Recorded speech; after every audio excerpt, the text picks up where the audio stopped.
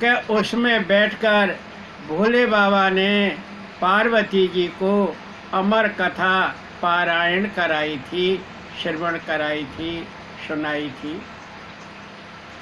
तो भोले बाबा किस तरह से माता पार्वती को कथा सुनाते हैं, आप सभी शांत चित्त, स्थिर बुद्धि और ध्यान पूर्वक श्रवण कीजिए। कथा कहे बाबा बर्फानी, ओंकारा भर शिवरानी। कथा कहे बाबा बर्फानी, ओंकारा भर शिवरानी। ये अमर कथा है राम कथा, ये अमर कथा है कृष्ण कथा। कह गए भुषुंड महानी, ओंकारा भर शिवरानी। कथा कहे बाबा बर्फानी, ओंकारा भर शिवरानी। हंसा ने कही ब्रह्मा ने सुनी। देवी, ये कथा परम ब्रह्म परमात्मा ने, स्वयं नारायण ने हंसा अवतार धारण करके ब्रह्मा जी को श्रवण कराई थी। हंसा ने कही ब्रह्मा ने सुनी, ये रच दी श्रेष्ठ सुहानी। ओंकारा भर शिवरानी। कथा कहे बाबा बर्फानी, ओंकारा भर शिवरानी। गरुड़ ने सुनी, शिवहंस सुनी। देवी, ये कथा देखिए, गरुड़ ने सुनी, शिवहंस सुनी। ये अमर कथा कल्याणी, ओंकारा भर शिवरानी। कथा कहे बाबा बर्फानी, ओंकारा भर शिवरानी। देवी, यह कथा काकभूषण ने गरुड़ को सुनाई थी, और यही कथा हंस का रूप धारण करके मैंने भी सुनी थी। और देवी, राधा ने कही सुखदेव सुनी। राधा ने कही सुखदेव सुनी। रट कृष्ण कृष्ण तू प्राणी, ओंकारा भर शिवरानी। कथा कहे बाबा बर्फानी, ओंकारा भर शिवरानी। और यही अमर कथा राधा रानी ने शुक को सुनाई थी। रे शुक, तू राधा राधा नहीं, कृष्ण कृष्ण बोल। कृष्ण कृष्ण बोल शुक, कृष्ण कृष्ण बोल। मेरे प्राणों में अमृत घोल शुक, कृष्ण कृष्ण बोल। इसलिए सुखदेव जी की राधा रानी गुरु हैं। और देवी, इतने जन्म हुए ए मोंड तेरे, इतने जन्म हुए ए मोंड तेरे। मैं अमर रहा संग तेरे, मैं अमर रहा संग तेरे, तू पी ले अमृत पानी।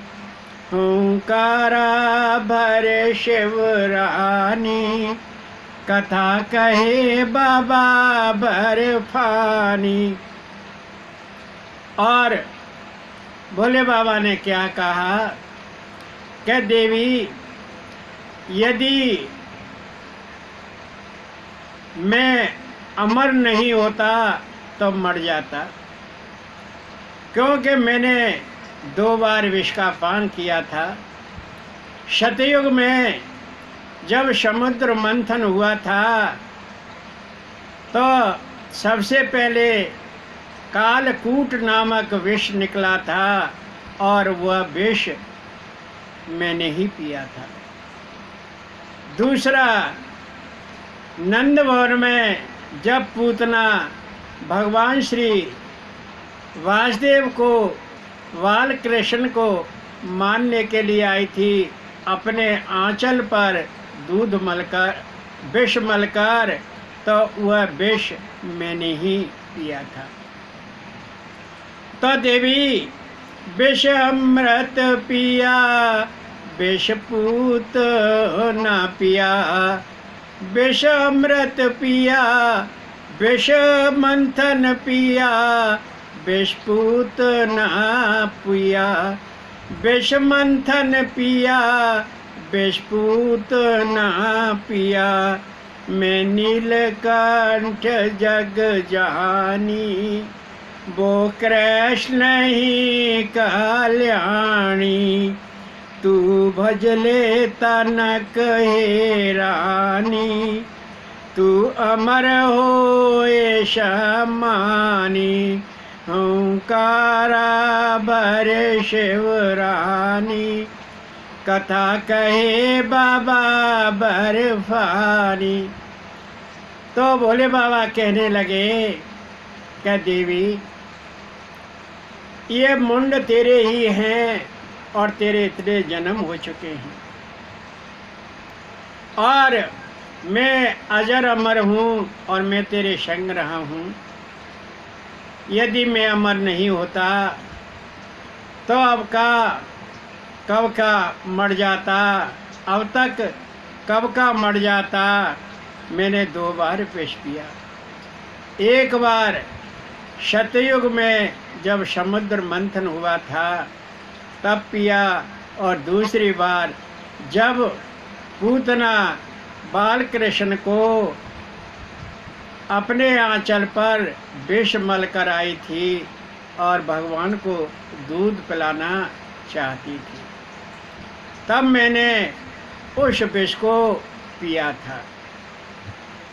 तो देवी, वह कृष्ण ही कल्याणकारी है, वह कृष्ण ही बचाने वाला है।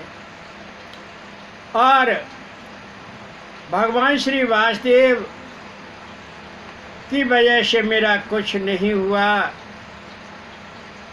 और मैं संसार में नीलकंठ के नाम से प्रसिद्ध हुआ। आज भी मुझे नीलकंठ के नाम से लोग पुकारते हैं, और नीलकंठ मंदिर में मेरे दर्शन के लिए हजारों श्रद्धालु प्रतिदिन जाते हैं। भोले बाबा जब कथा सुनाने लगे तो वहाँ बट वृक्ष के ऊपर एक घोंसला था। उस घोंसला में तोता मैना का जोड़ा रहता था।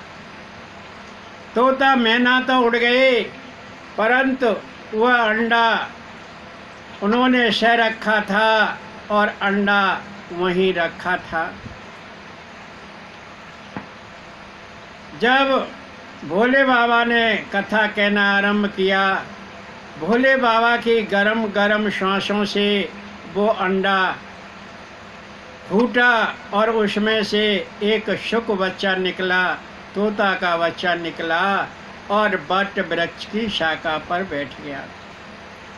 और कथा का श्रवण करने लगा। जब पार्वती जी को निंद्रा आ गई तो वही शुक बच्चा हुंकारा भरते भरते कथा श्रवण करने लगा। भोले बाबा ने कहा कि देवी यह कथा कैसी लगी? पार्वती ने कहा कि स्वामी मुझे तो नींद आ गई, मैंने तो नहीं सुनी। तो फिर कथा कौन सुन रहा था? हूँ स्वामी कौन कर रहा था? तो जैसे ही भोले बाबा ने हूँ स्वामी कहना बंद किया और बट वृक्ष की शाखा से शुक बच्चा हूँ स्वामी करने लगा। भोले बाबा ने देखा, अरे इस शुक के बच्चे ने कथा का श्रवण किया है, यह कथा सुनने का अधिकारी नहीं है।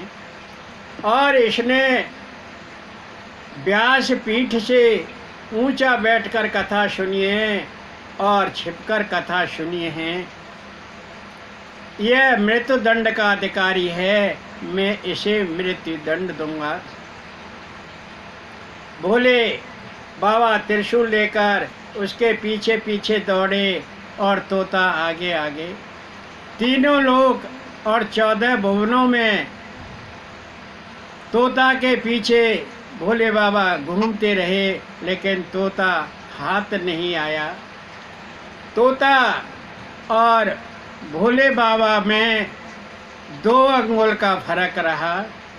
भागते भागते भागते वह तोता भद्रका पहुंचा और भद्रका में ब्रह्म नदी के तट पर बने हुए सम्यप्राश आश्रम में, जो महर्षि व्यास जी का आश्रम है, उस आश्रम में महर्षि व्यास जी की पत्नी वाटिका अपने केश सुखा रही थी और उन्होंने जैसे ही झमाई ली, शुक बच्चा दौड़कर आया, तुरंत उसके मुख के द्वारा और वाटिका के गर्भ में प्रविष्ट हो गया।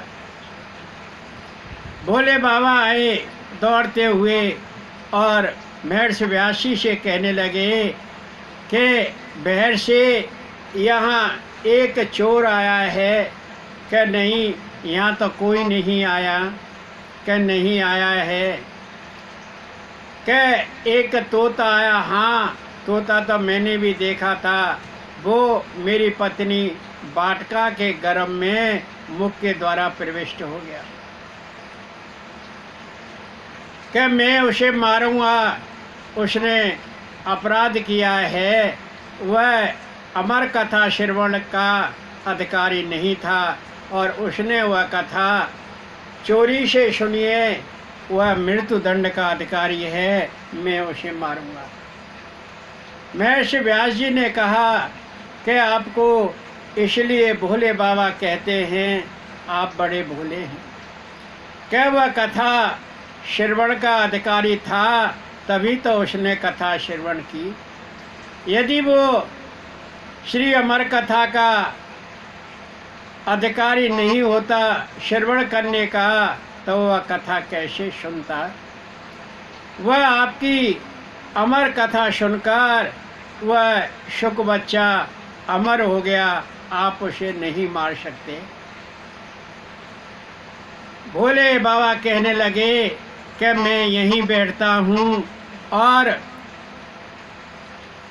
10 महीने तक, 1 साल तक कभी तो बाहर आएगा, मैं उसे अवश्य मारूंगा। भोले बाबा सम्यप्राश आश्रम में बैठ गए और शुक बच्चे का वाटिका के गर्भ से आने का इंतजार करने लगे।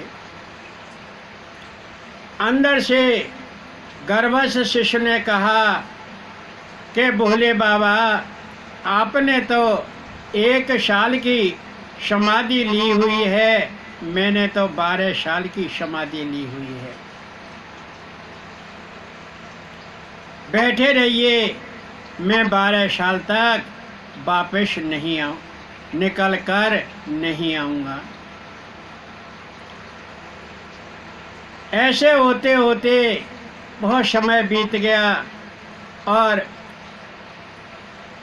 बाटका को प्रसव पीड़ा हुई। भेड़ से व्यास जी ने कहा कि भोले बाबा आप यहाँ से उठ जाइए, क्योंकि मेरी पत्नी को प्रसव पीड़ा हो रही है और वह बड़ी दुखित है। गर्भ शिशु आपके भय के वजह से बाहर नहीं आ रहा है, आप चले जाएंगे तो वह गर्भ शिशु बाहर आ जाएगा। मेरी पीड़ा, मेरी पत्नी बाटका जो प्रसव पीड़ा से ग्रस्त है वह उस पीड़ा से मुक्त हो जाएगी। बोले बाबा ने कहा ठीक है भेड़ से, आपका यह पुत्र बड़ा विद्वान होगा, प्रज्ञावान होगा और शास्त्र पुराण वेदों का ज्ञाता होगा। सारे शास्त्र इसके अंतः में प्रकाशित होंगे। यह लोक कल्याण करेगा, जीव कल्याण करेगा। यह आपका शिष्य आपका नाम रोशन करेगा। ठीक है, मैं चलता हूँ।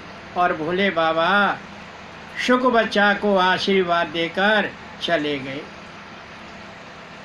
महर्षि व्यास जी ने कहा कि अब तो भोले बाबा चले गए, गर्भशेष तू बाहर आ जा। गर्भशेष ने कहा कि मैं बाहर नहीं आऊँगा, मुझे माया लग जाएगी।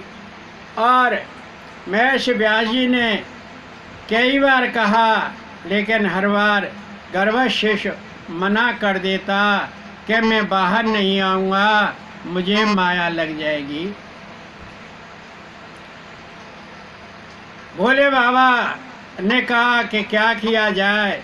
इतने में ही देवर्ष नारद जी आ गए और नारद जी ने कहा कि गर्भशेष बाहर आओ, कि मैं बाहर नहीं आऊँगा, मुझे माया लग जाएगी, कि मैं नारद बोल रहा हूँ, बाहर आओ। तो गर्भशेष बोला कि देवर्षि, माया ने तो एक बार आपको भी नहीं छोड़ा था, आपने भी माया ने अपने फंदा में फंसा लिया था, आपको भी माया लग गई थी। देवर्ष नारद जी चुप हो गए। दोनों ने विचार किया। महर्षि व्यास जी, देवर्ष नारद जी दोनों ब्रह्मा जी के पास पहुँचे और ब्रह्मा जी को सारा वृत्तांत कह सुनाया कि मेरी पत्नी बाटिका को गर्भ धारण करे हुए 12 साल हो गए, अभी तक गर्भशेष बाहर नहीं आया।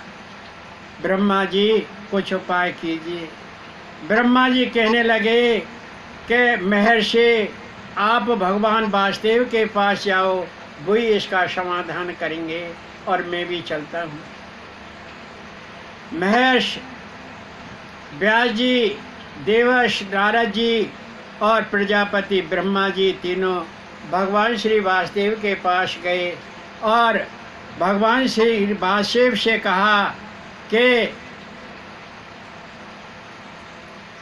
पत्नी वाटिका के गर्भ को 12 वर्ष हो गए, अभी तक गर्भशेष बाहर नहीं आया। भगवान श्री वासुदेव बोले कोई बात नहीं, चलते हैं। और भगवान श्री वासुदेव शाम्य अपराश आश्रम में पहुँचे और कहने लगे कि गर्भशेष बाहर आओ। कि नहीं, मैं बाहर नहीं आऊँगा, मुझे माया लग जाएगी।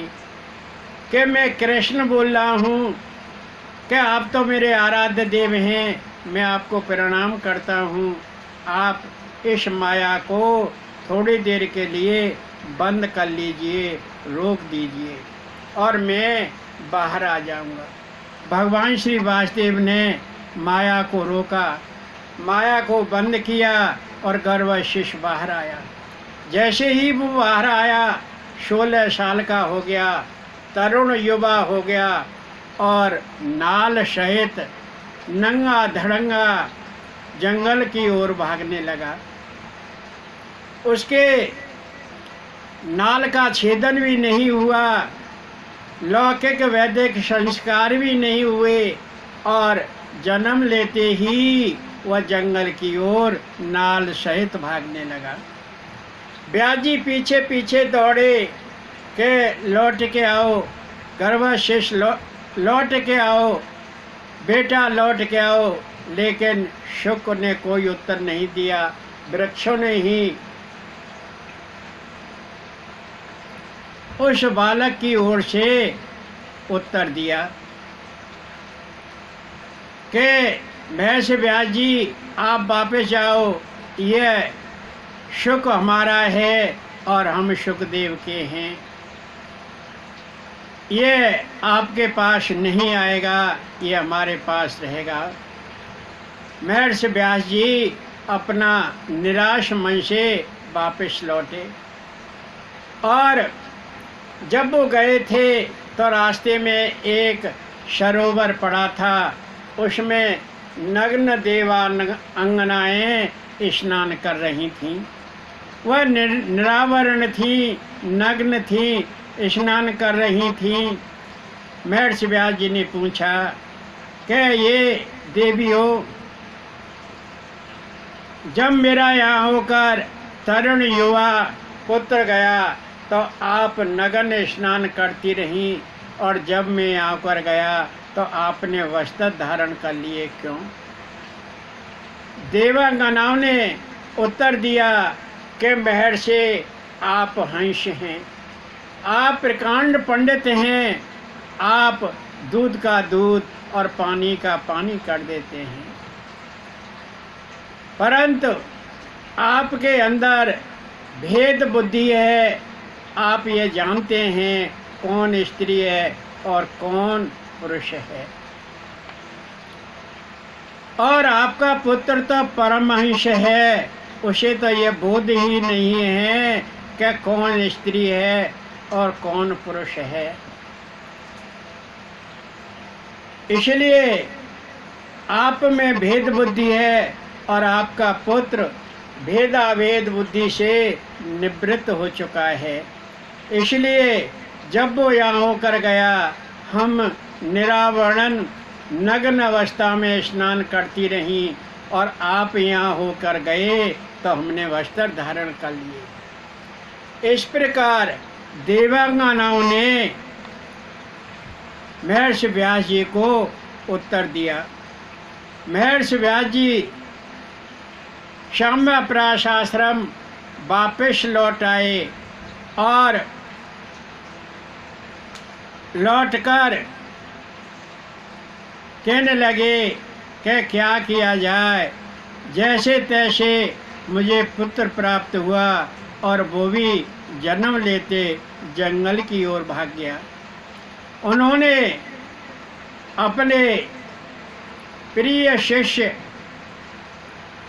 पैल, वैशंपायन, जैमिनी और सुमंतु को बुलाया और चारों शिष्यों से कहा, जो चारों वेदों के स्नातक हैं,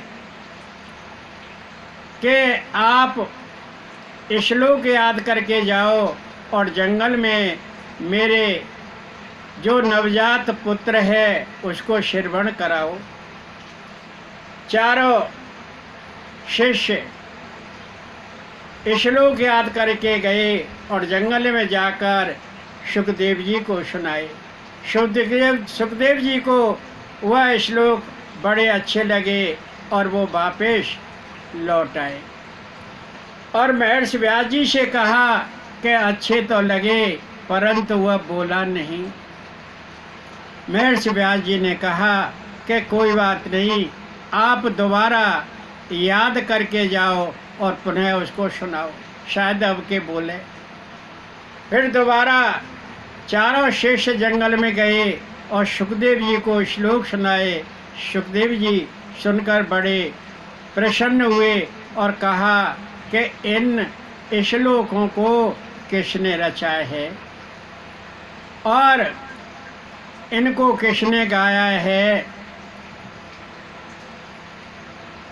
चारों महर्षि व्यास जी के शिष्यों ने कहा कि यह श्री श्री 1008 श्री महर्षि व्यास जी ने इनकी रचना की है और उन्होंने ही अपने मधुर कंठ से इनको गाया है।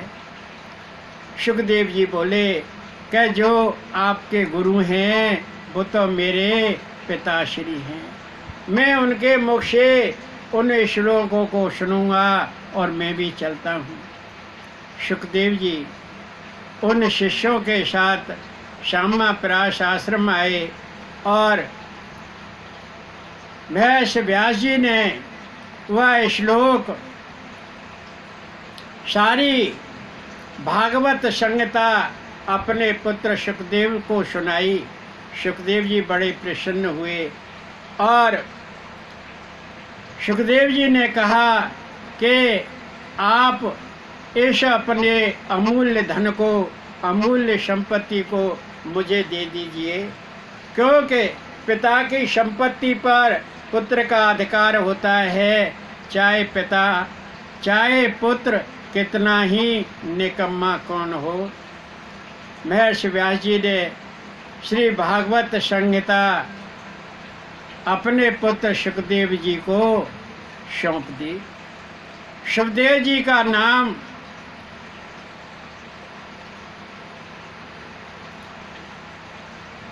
सुखदेव जी का नाम ब्रह्मराज था और उनका जन्म वैशाख अमावस्या को जन्म हुआ था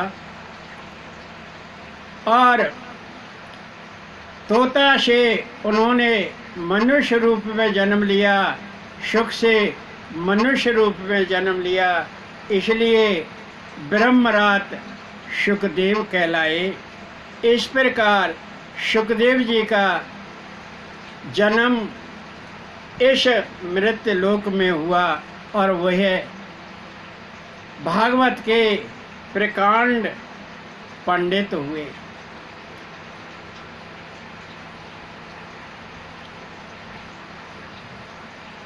जब ब्रह्मलोक में पता लगा कि सुखदेव जी ने धरालोक में जन्म ले लिया है और वो मेरे यशोगान का गुणगान करेंगे, तो वो बड़े प्रसन्न हुए और कहने लगे अब मेरा सारा काम हो गया। जय श्री कृष्णा, राधे राधे। जय श्री कृष्णा, राधे राधे।